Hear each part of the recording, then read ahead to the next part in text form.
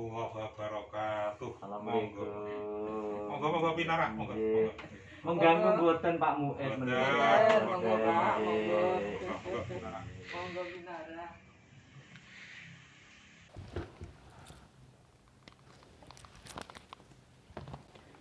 A'udzu billahi minasyaitonir rajim. Bismillahirrahmanirrahim. Assalamualaikum warahmatullahi wabarakatuh. Salam. Para YouTubiah yang sangat saya hormati dan tresnani, kali ini alhamdulillah kita sudah sowan di dalemipun Pak Dr. Andes Muid, komandan di EJK, dan juga dulu aktivis dakwah. Sudah agak lama ini, sudah bukan agak lama, lama lagi ini sudah. Jadi nanti kita bisa berbincang-bincang pada dengan beliau. Ini tadi sudah pakai prokes, sudah hand sanitizer dan pakai masker, tapi karena kepentingan estetika maka maskernya kita lepas. Para YouTubiah semuanya yang sangat saya hormati dan tresnani, alhamdulillah. Sebenarnya Pak Muid tadi juga waktunya mepet, tetapi demi channel kita, dan Ibu juga tadi sudah mau berangkat rapat, tapi demi channel kita, yuk ngaji di rumah antik, alhamdulillah bisa menemani sampai ini selesai wawancara. Terima kasih Pak Muid, Ibu, atas waktunya. Terus pundi kabaripun? Saya alhamdulillah sehat walafiat. Walafiat. Yen ngapunten ini kalau saya recoki ini pagi-pagi. Mboten napa-napa. Injih, saderengipun lebih jauh ini ada salam dari YouTubiah. Buat narasumber. Dan saya tahu Pak Muid itu kalau nggak salah narasumber yang ketiga waktu awal channel ini berdiri. Yang ketiga. Dikala itu cerita ngasih tausiah tentang iman dan imun kalau nggak salah. Di bulan-bulan Agustus tahun 2020. Hampir 1 tahun yang lalu. Terus agak lama sudah off. Lah akhirnya ini sambung kembali. Ngaten Pak Muid. Kalau saya melihat interior penjenengan, menika ada nuansa etniknya. Tadi saya masuk ada gebyok, terus di sini saya tengok juga ada resban. Ini kalau ini sudah modern ini, tapi bagus juga. Cuman pertimbangannya apa penjenengan kok ambil etnik Jawa itu, Pak? Yang pertama, Assalamualaikum warahmatullahi wabarakatuh. Waalaikumsalam. Kami ucapkan kehadiran panjenengan dari rumah antik yang itu sudah kesekian kali kita ketemu. Dan alhamdulillah bisa disambung lagi untuk kita omong-omong. Ada bahasa yang lain dan itu tinggalan dari Pini Sepuh. Wong ki nak gelem ameng-ameng, omong-omong, iming-iming. Itu nanti akan sukses, baik itu kegiatan di dunia maupun akhirat. Panjenengan ke sini ke rumah saya, itu ameng-ameng. Ameng-ameng itu sonjo. Setelah itu nanti ditindaklanjuti niki omong-omong. Setelah omong-omong itu iming-iming. Apa yang akan diiming-imingkan ya nanti kita barangkali bisa. Tadi nyinggung kaitannya dengan gebyok dan nuansa ini yang barangkali etnik itu begini, jadi kita juga perlu melestarikan hal-hal yang itu bisa mengingatkan kita kedekatan dalam hal di kemasyarakatan atau hidup keduniaan, tapi jangan melupakan kaitannya dengan keakhiratan. Jadi walaupun ada gebyok, ada yang nuansa, tapi juga kami memasang ada kaligrafi, ada gambar simbolnya Ka'bah itu. Jadi dua-duanya biar nyambung. Sinkron gitu ya, dunia dan akhirat. Fit dunya wal akhirah. Iya, barangkali itu. Jadi istilahnya penjenengan nggih ngremeni masalah etnik Jawa itu, Pak. Betul. Tadi Ibu juga senang. Ini karena pendidikannya kan juga sastra Jawa. Oh, sastra Jawa. Pernah sekolah di sana. Bisa saja Pak, Jadi, 11 Maret nggih. iya. Nggih. Jadi dekat sekali dengan etnik Jawa ini. Terus menurut panjenengan kesannya bagaimana dulu pertama kali tampil dengan biasanya pun kan pengaosan itu di mimbar-mimbarnya itu mimbar standar, bisa di masjid, bisa di hotel. Tetapi kemarin kan panjenengan tampil dengan nuansa yang etnik Jawa itu kesannya bagaimana Pak? Ya ada perbedaan dan itu melengkapi. Jadi dakwah itu kan bisa di semua tempat. Di semua tempat. Jadi kita menyesuaikan kaitannya dalam bahasa dakwah itu harus bisa melihat kaitannya yang mana yang perlu didakwahkan. Baik itu mengenai tempat, kalau di masjid ya berbeda. Ketika kami itu khotbah mesti tidak ada nuansa humoris, tidak ada. Itu kita harus serius. Tapi ketika itu kita memberikan tausiah, katakanlah wejangan nganten dan sebagainya, ya tidak seperti ketika sambutan dalam takziah. Maka nuansa ketika ada di rumah antik ini juga kami menyesuaikan. Ini nuansa baru ketika kita berdakwah. Jadi istilahnya kan tidak bertabrakan Pak antara budaya Jawa dengan nilai-nilai agama? Tidak ada, asal itu bisa disesuaikan. Nanti yang didepankan yang bagaimana syariahnya dalam agama. Katakanlah ada Jawa. Dulu kan pakaian itu ada yang kalau jadi ngiring nganten ini basahan atau apa. Nah, itu kan nuansanya itu masih tetap, tapi bungkus untuk pakaian syariahnya mesti ada. Maka sekarang kan model seperti itu tetap jalan, tapi pakaiannya sudah pakaian muslim. Pakaian muslim, termasuk pengantin ya, Pak? Iya, berarti budaya itu pun juga bisa disyariahkan. Oh, ngaten, injih. Ngaten Pak Muid, nyun sewu. Hobi panjenengan menapa janipun menika? Saya sejak dulu memang senang membaca. Oh, senang membaca. Ya, bisa di buku saya yang oh, sebelah. Saya nanti bisa nengok perpustakaannya berarti, insya Allah. Ya. Yang kedua, saya memang sejak kecil suka ngopeni katakanlah hewan. Oh. Jadi di belakang nanti bisa dilihat. Oh, ada kelinci, ada bebek. Ada sing apa ya? Telekun. Masya Allah.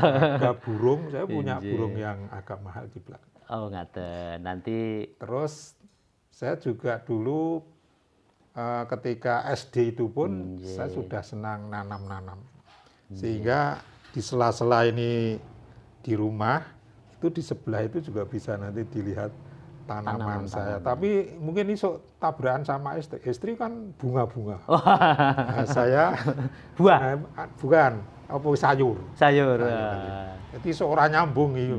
Sayur kok di keluarga karo campur. Nah, ini barangkali aja. Tapi ini seni. Jadi itu kalau itu tanya hobi utamanya. Yang kedua saya memang suka dalam berorganisasi. Sehingga kalau itu nyangkut tentang kegiatan saya, dulu saya kan hampir semua organisasi keagamaan saya ada di situ. Sampai sekarang masih di MUI, saya sekretaris MUI umum sejak dulu. Kemudian ketua Dewan Masjid Indonesia Kabupaten Karanganyar. Terus sebelumnya itu baru 2 bulan saya itu ada penggantian, terus saya tindakan jadi pembina itu ketua Ikatan Persaudaraan Haji Indonesia IPHI. Kegiatan yang lain saya ketua takmir Masjid Agung itu 2 periode karena ini dibangun itu. Kemudian juga yang lain-lain kaitannya sifatnya umum, ya juga jadi ketua komite. Kemudian, sekolah maksudnya, ya sekolah, kemudian juga kaitannya dengan umum lagi, forum kerukunan umat beragama pernah ada di situ. Dan ini tambah lagi yang fokus barangkali awal tadi menyinggung kaitannya dengan Islamic Center Karanganyar, ICK aja. ICK, saya juga fokus saat ini Iya. ada di sana. Jadi, Saya jadi komandan ya? masih nangani koperasi-koperasi yang kaitannya dengan syariah. Jadi kalau dihitung-hitung, itu kalau pertanyaan tadi kaitannya dengan hobi, saya memang senang berorganisasi. Kalau saya melihat penjenengan memasuk organisasi ingkang katasan, sepertinya penjenengan kok gangsingan, Pak. Terbukti kemarin wawancara sebentar aja sudah dipanggil lagi harus jadi ke tempat yang lain. Yeah. Dan sewu Pak, untuk menjaga, kan orang bisa jenuh Pak. Ya, untuk menjaga roh perjuangan supaya tetap semangat menika resepipun menapa Pak untuk ya harus ada inovasi. Oh, jadi kalau rutinitas itu sama, kejenuhan itu mesti ada. Maka harus ada inovasi kaitannya dengan kegiatan-kegiatan.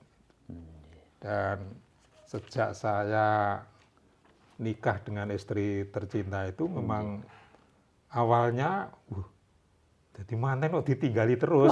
ini memang sejak kami sudah menyampaikan nanti walaupun sudah berkeluarga mungkin saya jarang di rumah gitu, tapi kayak kegiatannya hanya itu yang mungkin sehingga kita bisa membangun kalau itu tidak ada kesepahaman itu juga perlu mau dakwah di mana-mana tapi kalau nanti di rumah itu juga tidak itu kan juga akan mempengaruhi itu. Ya, kurang tenang lah Pak ya. Kembali kepada ada nuansa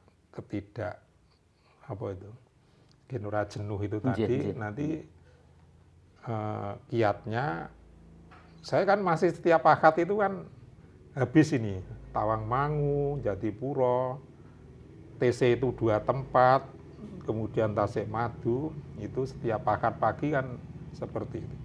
Nah hal-hal seperti ini kami kan punya catatan yang sudah kami sampaikan setahun 2 tahun yang lalu ya tidak disampaikan lagi. Itu kaitannya dengan audiensi pendengar seperti itu. Nah, tapi yang itu perlu diulang-ulang ya memang perlu diulang-ulang.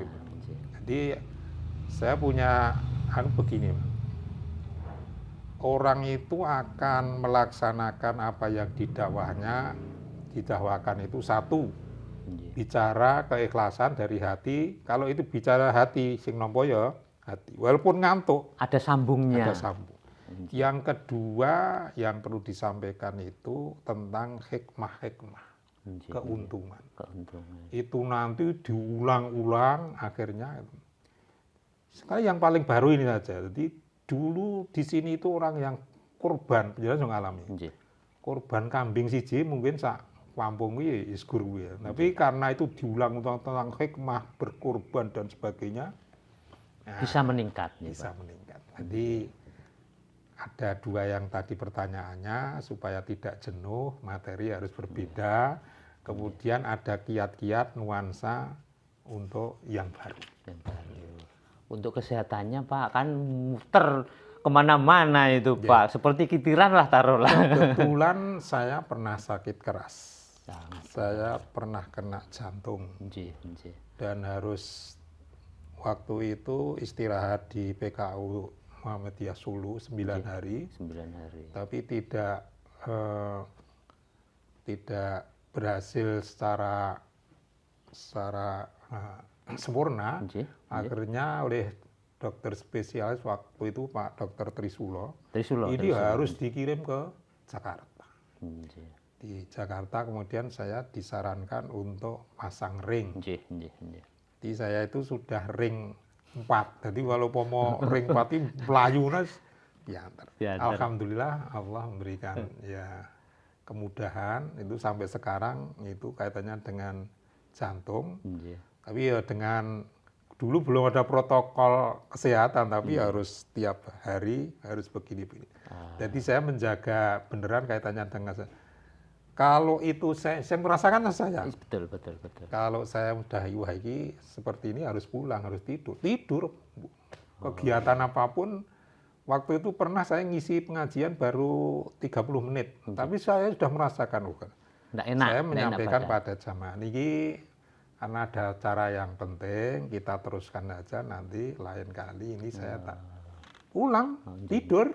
Sudah jadi yang ngatur tentang kesehatan ternyata diri harus kita dirinya sendiri. Itu kiat untuk menjaga Kesehatan. imun tadi.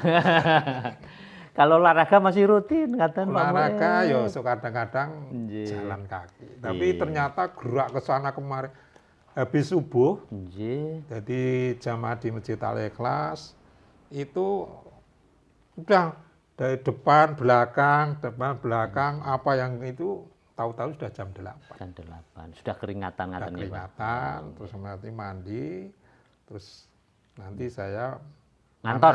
Kantornya mau yang mana gitu. Iya. Katanya kalau sudah pensiun memang kantornya banyak, Pak. Iya. Iya.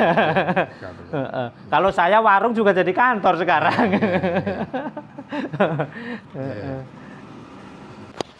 Aten, Pak Muid. Saya dapat bocoran ini, Pak. Penjenengan itu sudah naik haji kalau nggak salah 10 kali, Pak, nggih? 8. 8 malah keliru ini. Bocorannya rada keliru. Nggih. 10 itu dengan umroh. Oh, dengan umroh. Jadi ora ndak keliru tuh. Nggih. Ke Mekah sudah 10 10 kali. kali. bener. Oh, nggih. Nah, hajinya 8. 8 kali. Yen sewu, Pak. Pengalaman spiritual apa yang sangat terkesan dengan 10 kali itu di Masjidil Haram? Nggih. Termasuk nanti bisa cerita di Masjid Nabawi, di menika Madinah Al-Mukarramah. Nggih. Monggo. Yeah. Kesan yang paling mendalam spiritual. Alhamdulillah, jadi tidak ada seseorang itu kalau itu menyatakan Muslim yang tidak kepingin ibadah haji. Rukun Islam yang kelima itu kan kesempurnaan rukun Islam yang kelima itu. Itu karena ya sulitnya untuk beribadah haji sehingga ada embel-embel manis tato'a bagi yang mampu dalam hal keuangannya, mampu dalam hal kesehatannya, mampu dalam hal keamanan. Jadi kalau itu tidak aman ya tidak bisa ke sana. Inilah yang dinamakan panggilan dari Allah. Kalau dalam haji itu dilafalkan dalam kalimat talbiyah, labbaik Allahumma labbaik. Jadi panggilan, Pak. Jadi tidak semua orang itu dipanggil. Ada yang itu sudah manasik, sudah ditoto, besok berangkat, tapi malam hari dikirim ke rumah sakit, tidak bisa berangkat. Itu berarti walaupun sudah siap semuanya, lahiriah, tapi belum dipanggil oleh Allah. Nah, pertanyaan tadi, kesan apa? Saya berangkat haji sama istri tahun 94. Jadi saya pertama kali, nggih? Pertama kali. Tahun 94. Saya berumur 40 tahun pas. Jadi kami hitung-hitung, diarani kan wis keluarga kuwi nek umur 40, umur sekian itu menep gitu. Sehingga tidak. Maka kesan yang pertama ini karena panggilan kami manfaatkan dan saya itu kan saya keluarga besar, saya yang naik haji pertama. Kesan yang pertama ketika itu berangkat, ya Allah, ingatasi saya dibandingkan dengan yang lain-lain, kemampuannya banyak yang punya, rumahnya juga bagus-bagus kok belum berangkat, kok saya bisa berangkat. Belum ketika kita melihat yang namanya Ka'bah. Belum bisa apa-apa, itu baru melihat saja itu sudah meneteskan air mata. Itu dan sekian kali kami berangkat itu belum pernah itu, walaupun sudah berkali-kali, tapi ketika melihat Ka'bah itu ada getaran yang luar biasa. Jadi yang kesan kaitannya dengan spiritual, baik fisik maupun spiritual yang tidak kami jumpai ada di tanah air ini. Belum ketika itu di Padang Arafah untuk melakukan wukuf karena Haju Arafah, haji itu Arafah. Sehingga setiap ada di sana itu kesannya apa? Secara virtual ada pertanyaan. saya berdoa di sana itu seolah-olah dekat sekali. Allah itu seolah-olah di sini. Tidak ada jarak. Tidak ada jarak. Dan semuanya lupa, Pak. Entah apa.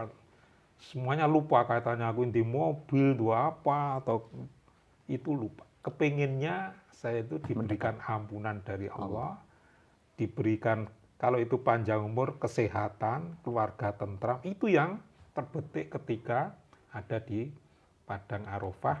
Dan karena ada 15 tempat untuk ibadah haji, untuk ijabah berdoa kepada Allah, itu kami lakukan. Ini kaitannya kaitannya dengan haji dan umroh. Di Madinah kan ada yang namanya Raudhah. Raudhah itu tempatnya dekat dengan makamnya Rasulullah. Sekarang kita bisa bayangkan, kita ketika sekolah SD, SMP, atau yang lain kan hanya cerita bahwa kita itu umatnya Rasulullah. Ketika haji bisa sampai di situ, itu makamnya Rasulullah. Bagaimana kita tidak bersyukur kepada Allah, ya Allah, ini Rasulullah, ini Rasulullah. Junjungan kita bersama. Kalau kita bisa berdoa di tempat Raudhah itu kan pelatarannya surga. Iya, insya Allah. Ini kaitannya dengan ibadah haji dan umrah.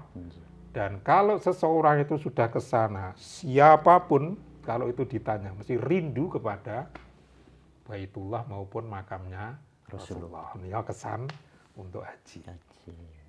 Jadi kalau ada apa itu istilahnya pengen haji, ya, itu ada kerinduan. Ada kerinduan. Sebenarnya itu juga nggak salah, Pak Muid. Nggak salah. Nggak salah. Yang wajib itu satu kali, yang lain itu sunnah. Nah, sunnah itu kalau bisa, ngapa kita tidak lakukan wong ada kerinduan.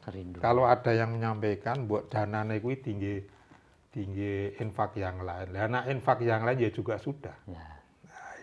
Kadang-kadang kontradiksinya di situ itu, Pak.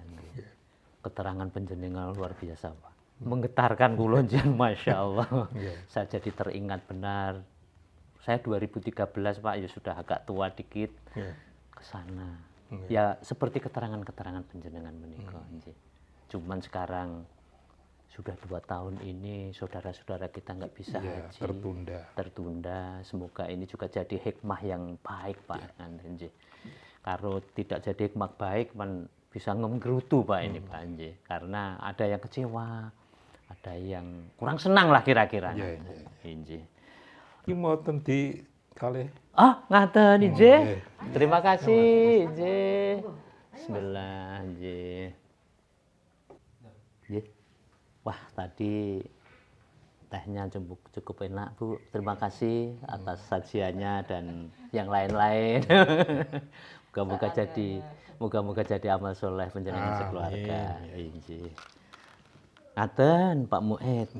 Kalau kita tengok kondisi real di negara kita ini, bencana banyak, pandemi juga belum berakhir dan kapan ujungnya juga tidak tahu kita. Bahkan sekarang dilakukan juga PPKM. PPKM ini diundur lagi. Dan menurut data statistik, kita korbannya sekarang sudah jawara nomor 1, Pak. Iya, di dunia ini. Bukan cuma di Asia ini. Ya, karena sudah di atas angka 40.000 yang terpapar setiap hari. Sebagai seorang beragama, apalagi panjenengan seorang ustadz, itu mensikapi kondisi yang semacam ini bagaimana, Pak? Supaya kita, ini kan banyak orang bingung. Banyak orang yang macam-macam lah, Pak. Sehingga ekonominya sudah terpuruk, suasananya semacam ini. Ini dalam salah satu hadis Rasulullah pernah menyampaikan. Likul lidain dawaun. Kabeh penyakit yang ngobate. Jadi lah tinggal waktu, namanya taun, bahasa kan pandemi, kan mendunia. Dulu ketika saya kecil, saya kan aslinya kan Cepogo Boyolali. Itu ayah saya itu cerita ketika kena serangan pes, itu kan dari pes. Itu pernah sehari itu mengubur mayat itu 7 orang. Sehari. Itu lingkungan desa atau kampung, Pak? Desa. Desa. Karena kan dari tokoh agama orang nanya kan waktu itu mudin atau ada bantu mudin itu sampai seperti itu. Nah, ternyata juga tidak lama, tidak sampai berbulan-bulan. Nah ini lain. Ini juga sama. Dulu kan penyakit pes. Ya. Pagebluk juga rumian ya. Pagebluk ya, tapi kan kedaerahan. Ya, tidak lokal. Ya. Zaman Rasulullah pun kan juga ada daerah yang kena taun. Nah ini maka kiat di samping pemerintah menyampaikan katanya dengan protokol kesehatan. Prokes. Ada cuci tangan, menjaga jarak, pakai masker, dan yang lain. Itu memang itu kan secara lahiriah. Ikhtiar secara lahiriah. Tapi ikhtiar secara batiniah itu juga ada resepnya, ada kiatnya. Di antaranya sekarang disinyalir banyak yang orang tidak bersyukur tentang kenikmatan dari Allah. Nah, ini perlu ditingkatkan. Nikmat itu bukan karena itu kaya, bukan karena itu. Orang bisa merasakan kenikmatan itu karena bisa menerima. Kalau seperti itu kemudian apa ungkapannya? Minimal lisannya itu mengucapkan alhamdulillah. Nah, ini disinyalir kan ya. Ini sebagai tulak balak, dafmul balak.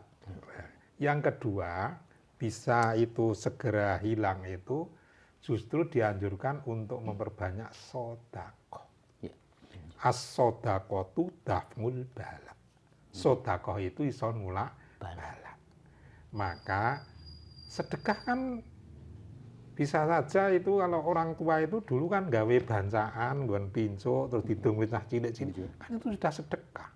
Nilainya dari uang itu tidak banyak, tapi keikhlasan dalam hal ini itu teringat pada Allah, itu anjurannya sedekah. Jadi sedekah itu pun juga kalian, jadi kan ada zakat, infak, dan sedekah. Kalau zakat kan kewajiban bagi yang mampu. Kalau infak itu ada punya kelebihan tapi tidak diwajibkan, hanya keikhlasannya berapa. Sedekah. Kemudian kalau sedekah, infak dan sedekah. Sedekah ini bisa berupa barang, uang maupun berupa ekspresi. Maka Rasulullah menyampaikan sedekah kanthi mesem. Nah saiki sokeh wong ora pati mesem. Gur sedekah mesem kuwi wis kabeh gur ngrasula saling menghujat satu dengan yang lain. Ini kebanyakan seperti itu. Maka perbanyaklah sedekah ini, pandemi ini nanti akan segera berakhir. Yang kedua, dalam hal agama Rasulullah menyampaikan ini segera sirna kalau orang-orang kaya itu mau membantu yang miskin. Maka saya pernah selaku ketua Dewan Masjid itu memberikan edaran kepada takmir. Saya ingin vaksin yang masjid kuwi ditulis ini 20 juta, 30 juta kuwi iki digunakan. Kalau yang di jamaah itu ada yang terpapar atau kurang sehat, ayo dibantu. Inatura boleh, uang boleh. Wes ini dinolke ora apa-apa infak itu dalam kondisi seperti ini. Ternyata itu juga disambut sehingga dakwah secara bilhal ora kudu disampaikan kuwi infak yang ada di masjid-masjid itu bisa digunakan untuk itu. Ini jadi anjurannya yang ketiga kuwi sing do ndek dhuwit, sing duwe turahan-turahan kuwi ini juga diapresiasi oleh ibu-ibu jamaah pengajian. Itu juga sama itu. Wis iki ayo urunan apa neh atau memberikan sedekah aku bagiannya piro, itu juga dalam rangka itu. Yang berikutnya ini yang barangkali ini kaitan dengan PPKM untuk zikrullah, zikir kepada Allah, kemudian mendekat kepada Allah baik itu di rumahnya masing-masing maupun di tempat ibadah. Apalagi itu waktu sepertiga malam itu supaya dilakukan. kalau ini semuanya serentak, insya Allah Cepat pandemi sirna. ini cepat selesai. Ini kalau pertanyaan tanggapan kaitannya dengan kondisi yang seperti ini. Oke. Nah, monggo kalau ini memang perlu didakwahkan itu. Ya, wah saya setuju sekali. Nggih. Saya tiba-tiba jadi teringat Ibnu Sina, nggih, seorang tokoh kesehatan, bahwa kepanikan adalah separuh dari penyakit. Ketenangan adalah separuh obat. Dan kesabaran adalah permulaan dari kesembuhan. Nah, ini kaitannya dengan itu kan media yang luar biasa, Pak. Kadang-kadang maaf ini kebablasan sehingga masyarakat itu sangat takut sangat. Mana yang hoax dan mana yang tidak. Benar. Iya. Nah, ini mensikapi berita-berita hoax gimana ini, Pak? Karena kencangnya luar biasa ini. Jadi masyarakat jadi panik. Gini, sampai sekarang itu tidak bisa membedakan berita yang benar maupun yang berita yang buatan. Maksudnya buatan biar kacau. Nah, ini juga kalau saya sendiri memang kebetulan untuk nanggapi seperti itu kurang ada kemampuan untuk nulis-nulis seperti itu, hanya bisa membaca dan mengikuti. Jadi dikembalikan kepada perorangannya sendiri. Ini mau kecenderungan yang mana, apakah ini berita benar atau enggak. Kalau itu kita baca atau membuka kitab-kitab yang ada, ya kita kembalikan saja ketentuan yang tertera di dalam Al-Quran maupun hadis atau jumhur ulama. Ini bisa kita pakai untuk itu. Untuk rujukan, ya? Rujukannya. Jadi kaitannya dengan hoax tadi sebenarnya agama kita juga nggak memperkenankan toh Pak itu Pak sebenarnya. Iya, berita yang tidak benar itu perlu ditabayunkan. Disaring-saring ini tenanan pora. Orang ujuk-ujuk menerima berita terus share. Nah itu perlu dibahas. Salah satu contoh yang kecil saja. Ada seseorang kena COVID. Terus ada yang memberitakan meninggal dunia.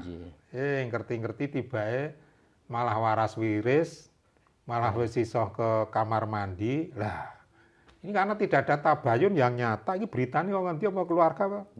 Ini salah satu contoh kecil ya. Lah, kalau ini kaitannya nanti ya nyinggung kaitannya dengan keamanan beritanya itu kan membawa akibat yang tidak kita inginkan. Jadi para YouTuber semuanya, ini pesan juga dari Pak Mu'ed bahwa hoax itu dilarang di dalam agama. Maka kalau mau nge-share, tolong tabayun dulu, diperhatikan kemanfaatannya. Supaya apa? Masyarakat tidak resah. Karena dengan berita-berita yang bohong, masyarakat dibikin resah. Ingatkan para YouTuber semuanya. Jadi kembali, Pak. Saya itu agak penasaran dikit ini. Ini kisah cinta sama ibu gimana ini kemarin itu? Dulu kok kemarin? Sudah berapa tahun Pak? Saya nikah tahun 83. 83. Tahun 2000. Tahun 1983. Jadi saya kan sekantor.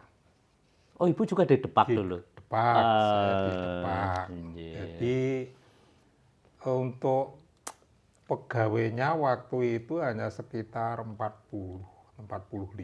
Kan di kantor Kemendak ya? Yang putri itu 3. Yang satu tua, yang satunya setengah tua, yang paling muda. Kan dunia itu kalau hanya sedaun kelor, itu kan bolak-balik ketemu sedaun kelor. Lagi bedino ketemu, akhirnya wong ketemu, wis tak pek sisan kan. Ini kalau kisahnya seperti itu. Ternyata juga cocok, saling, namanya sing dinggo nak saling. Kalau itu tidak kecocokan ya satunya. Jadi kalau itu mesti yang salah yang laki-lakinya atau saya juga menyadari, saya juga diam. Asal saya diam itu berarti saya juga mengakui wah itu tidak benar, sehingga sampai muncul berarti anak 2, laki-laki dan perempuan. Nah ini ya biar diceritakan kok rumahnya berdekatan dan sebagainya itu, ini juga perlu perdebatannya tuh, wong sudah dibuatkan sendiri jauh dari sini, tapi kok harus biar diceritakan itu. Jadi saya itu 11 atau 12 bersaudara, ini 10 bersaudara. Jadi keluarga besar. Dulu tetangga ini, saya kan temanten anyar 7 bulan terus buat rumah di belakang itu. Kecil. Kecil. Itu saya hanya punya uang 700.000. Wis bambu apa rasanya apa. Nah, ini kami rasakan bahwa baiti jannati di situ. Ketika walaupun rumah kecil gerong kamar, tapi kalau rumah sendiri ya Allah luar biasa. Luar biasa. Seperti itu. Iya, nak dipandang malah enak, nyapu-nyapu kan cepet. Karena kecil, Pak ya. Cucu sudah 3. Alhamdulillah. Dari anak-anak juga tahun 2012 kepinginan saya mau naik gaji itu keluarga. Satu keluarga maksudnya, Pak. Maksudnya itu. Ya bojo, anak, mantu, adik, waktu itu. Tapi ternyata itu Allah kaitannya dengan panggilan. Saya ternyata tersisa. Tidak bisa berangkat. Jadi tidak bisa berangkat, hanya terpaut nih. Sehingga diganti Pak Sundoro itu. Itu sudah jadi, itu kelompoknya aja sudah jadi, tapi saya di cancel. Tidak. Ternyata apa hikmahnya? Kan cucunya sudah ada 2. Ini saya baru, tadinya saya juga rada gelo ngaten ya Pak. Mangkat tapi setelah 1 hari ini sudah berangkat semuanya. Itu saya tidur di sini, cucu saya kung. Ya Allah, lagi nak mangkat kabeh gek aduannya dia kesiap. Saya rangkul kan, ya Allah inilah jawabannya. Nek sing ora mangkat terus bola-bali mangkat iki. Ini Pak, jadi ini tentang kisah saya dengan istri. Jadi karena satu kantor, tapi usianya memang berbeda 5 tahun. Jadi maka pensiunnya juga berbeda. Saya sudah pensiun ini sudah. Tapi karena alhamdulillah juga kantornya dekat, jadi saya ke kantor belum pernah naik kendaraan. Walaupun punya ada fasilitas kendaraan, dinas aja. Tapi ini bisa untuk kelakar. Wah, aku saking apa kuwi nrimone kuwi, nyang kantor tak lakoni mlaku. Karena saking dekatnya gitu ya, Pak. Nggih, ngaten iki tadi kisahnya seperti itu. Oh, kebetulan juga waktu itu saya jadi stafnya bagian keuangan dan waktu di kantor Departemen Agama. Nah, bapak saya mertua itu kabaknya, saya jadi stafnya. Mungkin ya, ini kan yang ngerti wis jadi mantuku. Ini anak yang pertama, jadi saya itu mantu pertama. Dari 9 bersaudara, 10 tapi yang 1 itu sudah meninggal di Ngawi. Berarti mungkin di indiknya udah lama itu bapak mertua tadi.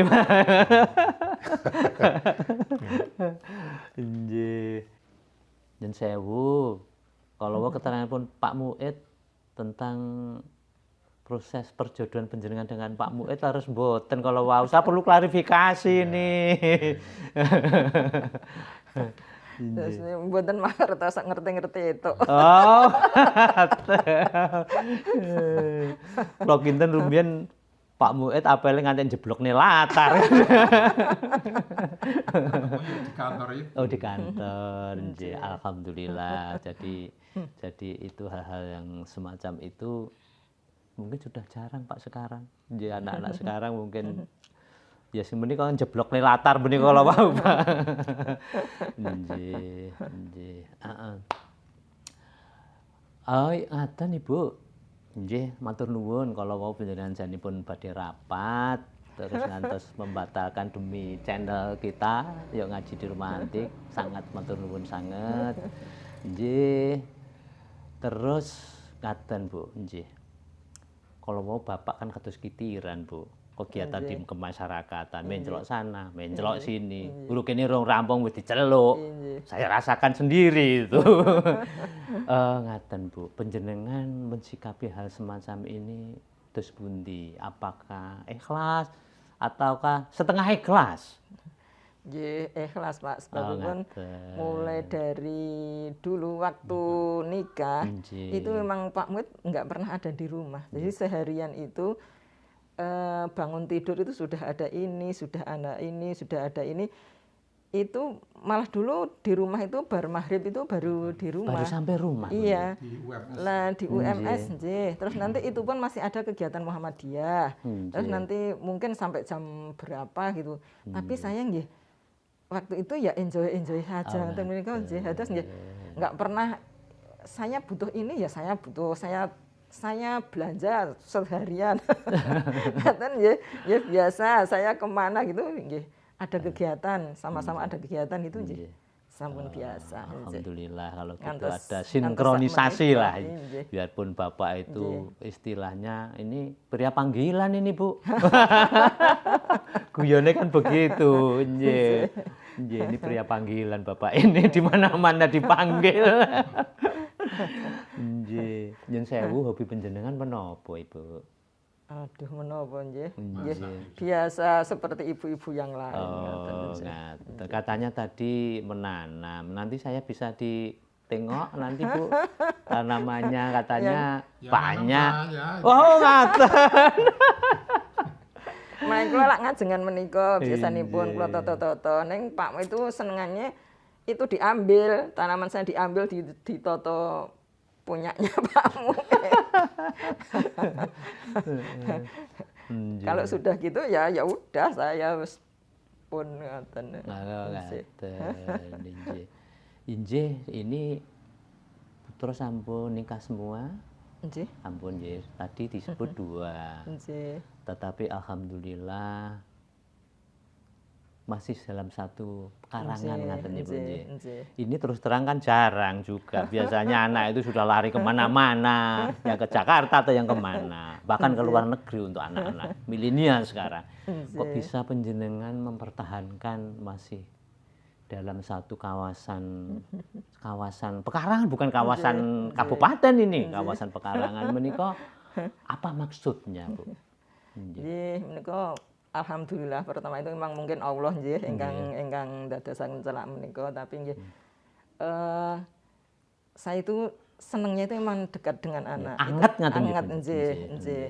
Dan alhamdulillahipun kan anak-anak nggih kebetulan itu kerjanya ada di sini. Ada di Karanganyar. Nggih, ada di maksudnya. Karanganyar sedaya. Terus seumpama mau berangkat itu kita seperti masih serumah Pak. Terus nggih griyanipun mriku ngoten tasih minta salam dari nggih. Dari cucu anak-anak itu kalau mau berangkat itu masih nyari mbahnya untuk salaman. Mau kemana gitu mesti pamit dulu nggih. nggih. Salim pamit nanti. Nggih, salim pamit nggih. Nyai mau ke ini gitu nggih. Ini luar biasa, Bu. Injih saestu karena ya itu tadi dalam satu proses satu deket lah itu sangat jarang, apalagi ini semua aja dua putranya aja. Yang gede itu mau saya itu di papahan. Nggih. Mobil itu. Nggih. Iya ndak boleh kabuan cucune ngono. Terus dibuatkan yang di sebelah berarti. Oh, Yang satunya di Masjid An-Nur, Anur, nggih. kolam renang. Nggih, ya. Itu juga sudah seluk-selupan itu, sudah sekarang dipakai untuk Agung Syariah. Agung Syariah, nggih. Itu gini, setelah habis seluk-selupan 1 minggu, lah semua putune nang nyang perapatan ya Mas. Nggih. Minta terus iki apa? Enggak, boleh digaweke ya buatnya nanti. Oh, enggak. Dibuat apa ya? Ya punya duit sendiri sedikit terus kita nambah. Tidak 100% gitu. Nggih. Terus nggih ada Ini sedikit. juga bisa jadi model juga, Pak. Salah satu model. Terus gini, jadi saya juga merasakan setelah itu, ketika malam Ahad, itu kan satunya ke mbahnya Kartosuro, yang satunya ke mbahnya Jungke. sepi bener ini. Aduh, nah ini kalau dulu jadi berjauhan ya sepinya kan tiap hari. Ini kami setelah tua ini, apalagi kalau saya atau istri ndak pati sehat itu wah, luar biasa. Ini biasa. semua berjauhan ya. Nggih. Tengah malam saja itu kalau ini masuk angin itu ya langsung jeradal disuruh ngeroi dan sebagainya. Ini Gemati anak saya itu. Nggih. Itu dari keuntungan dalam satu. Itu lalu orang lain juga ada yang menyampaikan sama dengan pendengar, wah nikmate mulai kecil sampai tua kok masih satu kawasan. kawasan. Nggih. Istilah di Jawa itu hangat itu loh Pak. Nggih. Jadi memang benar-benar hangat ya Pak ya. Nggih. Apalagi sampai punya cucu kan secara tidak langsung bisa mengawasin juga ini. Nggih. Katanya kalau sudah berkeluarga kan biasanya cuma tinggal balik modal, Bu. Tapi ini malah tambah modal ini. Tapi nanti tambah. Nggih. Loh, biasanya tinggal 2 toh, Bu? Ini ada yang menyampaikan ke saya. Jadi bagaimana bahagia dan nikmatnya punya cucu. Orang jaluk apa-apa kuwi karena punya uang tuh. Wis tole ayo tak jan jaluk apa tak jajak. Inilah saya juga pernah dulu ketika saya belum punya cucu. Saya masih tidak percaya, tapi setelah punya cucu, wah, pokoknya cucu ya Pak. Saya belum bisa merasakan itu Pak. Mungkin enggak. Insya Allah, amin, amin. Jadi pun ampun pengen, neng dereng. Ibu sampun pensiun juga? Sampun tahun 13. Nggih, nganten. Tadi disinggung Pak, panjenengan juga punya hobi menanam. Nanti bisa ditunjukkan ada tentang peternakan dan lain-lain. Satu lagi hobi panjenengan yang ini harus dicontoh oleh para YouTuber semua, membaca tadi Pak. Membaca, nanti bisa ditunjukkan perpustakaannya? bisa. Nggih. Kalau membaca punya buku-buku walaupun tidak lengkap tapi juga Nggih. sudah bisa memadai untuk perpus keluarga. Keluarga. Yang kedua tentang hobi ternak. Jadi saya waktu itu kepingin selain yang kesenangan kecil-kecil ya, yang di belakang itu ada kelinci, ada ayam, ada. Tapi udah tinggal sedikit. Tapi yang agak besar saya dulu tertarik untuk ngopeni kambing Etawa. Waktu itu ada 35. Nggih. Tapi setelah itu berjalan, maksud saya itu kalau kan kawasannya agak luas.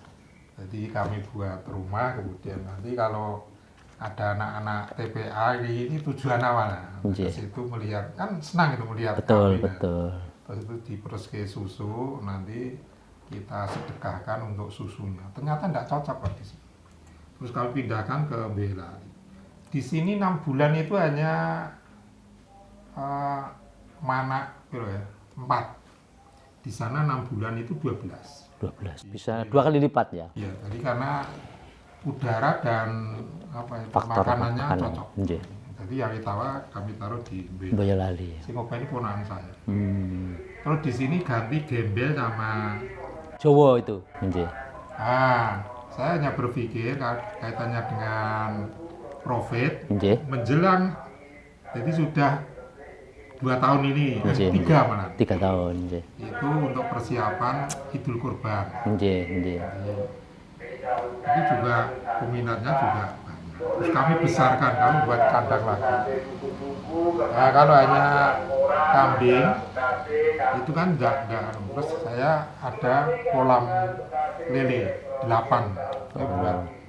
Ukuran berapa Pak kolam lelenya? Ukuran yang 3 meteran ya. Wah, besar juga ya. Besar-besar nggih. Terus waktu itu saya dipengaruhi untuk ngopeni ayam potong. Belum pengalaman tapi berani. Pertama wani 2000. Oh, kat.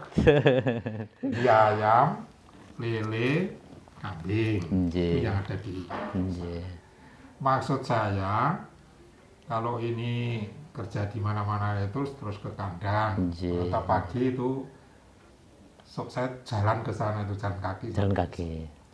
Tapi yang namanya kegiatan, kalau kegiatan di luar itu sudah bayar. Terus saat ini kami pasrahkan pada anak yang nomor 2, Yudus Upenono, di model seperti apa itu yang bisa. Jadi sekarang saya tidak minit langsung, tapi singokannya ini kaitannya dengan ternak. Pengalaman yang lain saya juga, ya namanya pengalaman kan tuh guru. Betul. Saya pernah nebas cengkeh di Bela. Cengkeh itu kami timbun 6 bulan, terus dijual. Itu juga luar biasa. Sehingga ketika kami berobat ke Jakarta, ketika pasang ini, saya tidak kesulitan karena sudah punya saving ya. Saya SD oleh mbah saya sudah diajari nanam tembakau. Iya. Terus di sini saya pernah nyoba nyewa di lahan tembakau juga. Bukan, apa itu? Lombok. Iya. Terus istri ini kan juara juga jualan nih. Asal ada peluang itu loh. Di Bela di sana ada wit kelengkeng. Tebas wen. Tebas. Bawa sini walaupun naiknya Innova ya. Satu hari bisa habis. Jadi diuntingi, ntar di rumah terus dijual di situ habis. Jadi busana muslim. Busana muslim dan sebagainya. Maka kami pernah buka warung soto di papan itu. Warung soto jadi laris dan juga itu menjanjikan. Tapi karena jalannya di Paro, jadi yang langganan dari Solo kalau disuruh Bela. Akhirnya ini juga belum pensiun, saya sendiri, waduh aku nak pensiunan terus ngurusi soto. Saya tidak kepingin dakwah saya terganggu karena soto. Alat masih lengkap dan sebagainya. Ini terus ganti cuci mobil. Cuci mobil kami serahkan yang gede. Yang kecil tak serai ternak. Yang gede tak serai itu.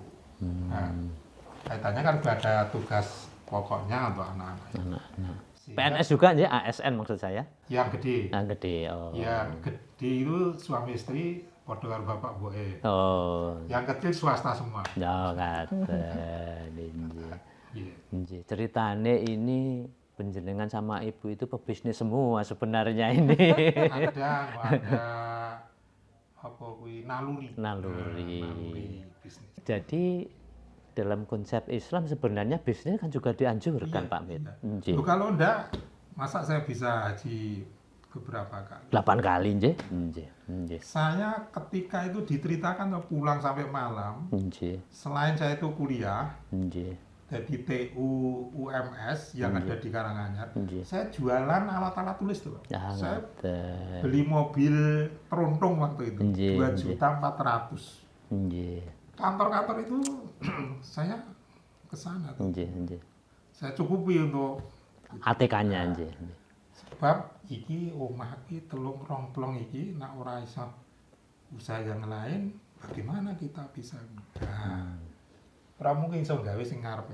Sing yang depan kan. Ini kaitannya dengan bagaimana kita bisa sedekah, bisa nyontoni piye nek ora punya uang, apalagi mau haji. Saya naik haji itu, saya beli jual sapi itu 9 loh. Tapi kan sapinya sendiri. Terus terang, mohon maaf, ini teman-teman kita sendiri, para sesama muslim itu ekonomi tetap apapun ceritanya untuk skala nasional kan masih di bawah. Jadi ini perlu ada inovasi dan ini contoh ASN yang punya bisnis dan insya Allah kan juga tidak bertabrakan dengan peraturan pemerintah nanti Pak Anji. Ngaten nggih. Yen sewu saya bisa Pak nengok di perpustakaannya tadi diceritakan. Sempit itu enggak apa-apa. Enggak apa-apa. Yang penting kan bisa ditunjukkan bahwa penjenengan selain pebisnis juga pencinta ilmu. Wah, ngaten. Nggih. Para YouTuber semuanya yang sangat saya hormati dan cintai, ini kami sudah diajak ke sebenarnya agak privasi dikit ini ke perpustakaan pribadi Pak Mued. Ini sudah berderet-deret banyak buku yang bisa nanti kita tanya. Buku favorit penjenengan mana? Ya, ini saya bagi ada keagamaan. Keagamaan terdiri ada fikih. Kemudian yang di sebelah itu kan khusus beberapa tafsir Al-Quran itu dari beberapa versi maksudnya. Versi. Jadi kemudian juga ada kita sambil jalan ngomongin Pak khusus ini kami campur Pak untuk kegiatan keagamaan untuk dakwah ini kami taruh di sini. Kemudian yang di sebelah ini ada yang kaitannya dengan khusus haji. Jadi ketika kami menyampaikan manasik haji, sudah punya semua referensi haji. Jadi kami sudah merangkum beberapa buku yang itu sudah beredar. Kemah zakat dan infak itu juga kami. Setiap ada kegiatan ini, kami juga dari beberapa referensi buku ini kami membuat khotbah Idul Fitri dan Idul Adha setiap tahun. Termasuk khotbah gerhana. Di samping kami juga ini nanti kami bukukan materi nanti tentang ketika kami menyampaikan tausiah dakwah di tempat-tempat masjid-masjid itu. Ini untuk tapi ya belum selengkap apa buku-buku yang dikendaki. Tapi ini ya luar biasa Pak sebagai perpustakaan warga kira-kira ngaten lah. Inje. Ini buku tafsirnya nggih. Tafsirnya kami ambil kan ada beberapa yang setiap kami naik gaji kan seperti ini kan dari sana asal. Oh, inje. Ya, referensi ya. Inje. Kemudian juga buku-buku keagamaan yang lain yang sifatnya itu juga kami sendirikan. Buku yang terfavorit Pak, apa kira-kira Pak? Apa tafsir atau bagaimana Pak? Ya, ketika itu menyampaikan dakwah kan harus ada ngambil dari tafsirnya, ada fikihnya.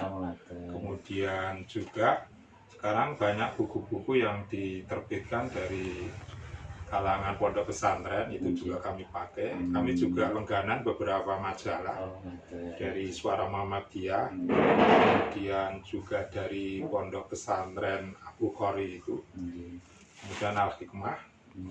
Ini kami ambil, kemudian juga kami buat untuk sebagai dasar ketika kita menyampaikan khotbah Jumat dan jadi istilahnya tadi ada beberapa buku yang sudah penjenengan hasilkan juga kami rangkum.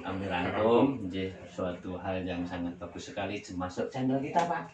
Channel kita itu di medsos juga untuk menyuarakan dakwah-dakwah penjenengan sudah banyak sekali keliling di mana-mana. Di samping itu kami juga beberapa fatwa MUI salah satu contohnya. Ini kumpulan fatwa MUI karena kami pengurus MUI juga kami simpan ada kumpulan fatwa banyak sekali, ada yang lebih besar lagi komplit. Jadi kalau dimintai apakah ada fatwa kami langsung buka-buka.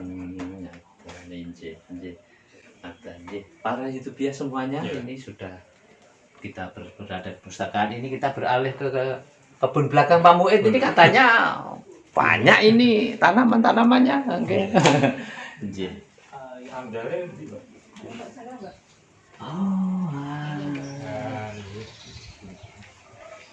Ini kelinci, terus mentok, burung.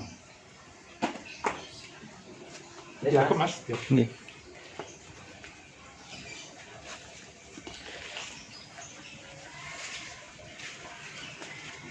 Ini saya punya murai sama poksei.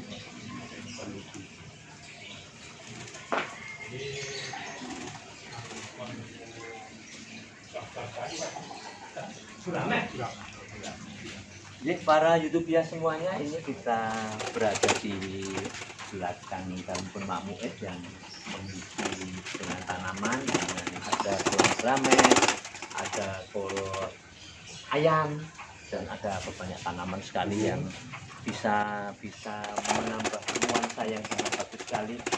Tapi ini kan sebelum seberapa Pak nanti di kandang penjenengan, kandang peternakan, nggih ta? Nggih. Ini pun dibelai ya Pak. Manfaatkan Limbah. paten. Oh, paten nggih. Dari limbah mboten, Pak? Betul. Jadi ya bermanfaatkan waktu senggang takut. Biarpun ini di belakang di kebun, tapi nuansa etnik Jawanya masih nampak ini. Ada gebyok, ada gebyok, ada apa. Memang dalam dan luar ini ada nuansa Jawanya ini, nuansa etniknya ini.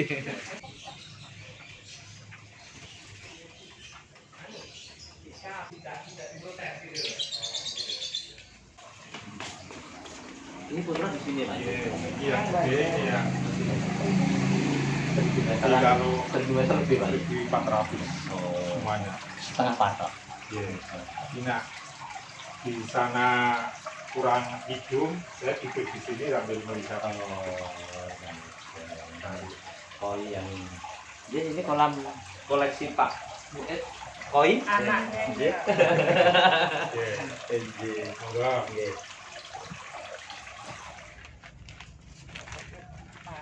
Ini kok pare, terus ada anggur nggih Pak nggih. Anggur. Monggo. Nggih. Terus sawi jane. Sawi. Sama hidroponik apa sanes nggih menika. nah niki Kelor. katanya sekarang kelor ini bermanu mulai ini ternyata Oh. juga hidup semua. Nggih. Ini tomat. Nggih. Limun juga nggih. Limun. Dan kurma itu di Mas. Kurma jadi tukul lah Pak. Oh, alhamdulillah memang kula nggih nyanem kurma tin nggih. Mereka kurma. Nah, ya hidup. Assalamualaikum warahmatullahi wabarakatuh.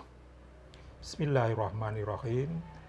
Para YouTubiah, yuk ngaji di rumah antik. Yang pertama kami ucapkan terima kasih atas kunjungan dari Channel Rumah Antik yang saat ini ke rumah kami. Kami terima berdua dengan istri, dan sebagai kenangan maka ini kami haturkan buku kumpulan khotbah Jumat dan juga Amaliyah Idul Kurban, dan mungkin kami susulkan buku-buku yang lain yang sudah kami himpun. Karangan panjenengan maksudnya nggih Pak nggih? Kumpulan. Oh, nggih. Nah, ini supaya bermanfaat atau dimanfaatkan untuk kepada atau ditularkan kepada masyarakat khususnya Muslim. Mohon untuk diterima dan terima kasih. Nggih, matur nuwun sangat. Ini saya sudah dikasih buku yang mengumpulkan Pak Mued. Insya Allah nanti juga menyusul yang lain. Ini bisa dicontoh oleh generasi-generasi muda semuanya, biarpun sudah pensiun, sudah sepuh, tetapi masih berkarya yang cukup baik sekali. Terima kasih Pak. Yeah. Juga saya sudah diterima dengan baik. Moga-moga jadi amal soleh kita bersama. Amin. Nggih. Para YouTuber semuanya, demikianlah rangkaian pertemuan dengan Pak Mued, seorang tokoh yang ada di Karanganyar. Matur nuwun sangat, dan yang terang pada teman-teman yang sudah atau YouTuber semua yang sudah untuk subscribe, like, komen dan share, kami ucapkan matur nuwun yang seluas-luasnya. Jangan lupa untuk like, share, komen sebanyak-banyaknya supaya channel ini menjadi channel yang besar, channel alternatif dakwah dengan nuansa etnik Jawa. Sapu tangan pojoke papat, tak kumbah kelawan tak sikat. Pejuang ojo rebutan pangkat, rakyat ora pati mupakat. Numpak sepeda ngusung dami, ayo rajin berdoa dan silaturahmi. Billahi taufik wal hidayah, fastabiqul khairat. Assalamualaikum warahmatullahi wabarakatuh.